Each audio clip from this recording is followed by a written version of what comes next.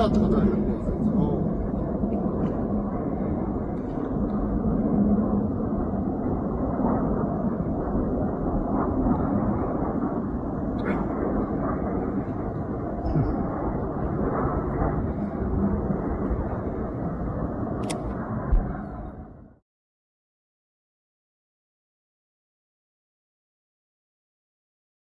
On 10 July 2017, a KC-130T, Bureau number 165000, belonging to Marine Aerial Refueling Transport Squadron VMGR 452, out of Newburgh, New York, had been tasked with transporting personnel and cargo belonging to Marine Corps Special Operations Command from Cherry Point, North Carolina to El Centro, California, for team-level pre-deployment training.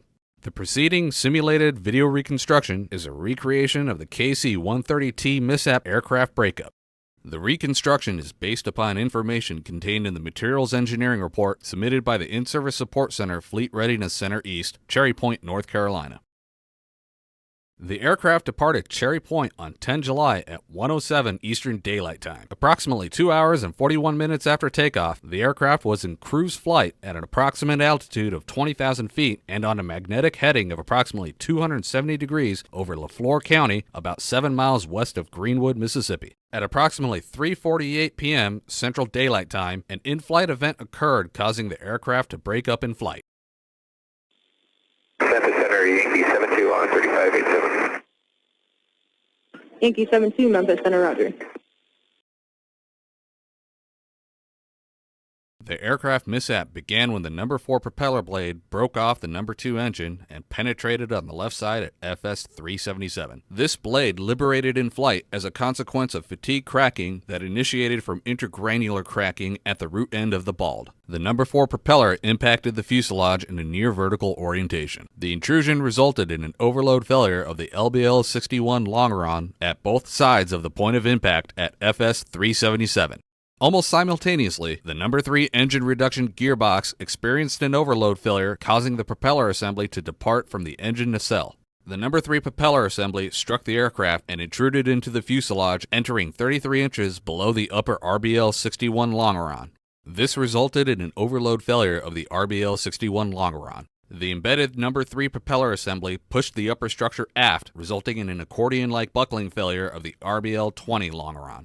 As a consequence, a large upper section from the propeller strike from FS 350 to FS 477 liberated from the fuselage along with the side panel below RBL 61 longeron and aft to the wheel fairing. The forward fuselage section, suffering intrusion damage, collapsed as a unit and separated from the aircraft. The number 3 propeller assembly dislodged from the fuselage and gets flung backward, hitting the right horizontal stabilizer at HSS 130, leaving a large hole in the leading edge. Separation of the right horizontal stabilizer from the aircraft occurred coincidental with the impact of the propeller assembly.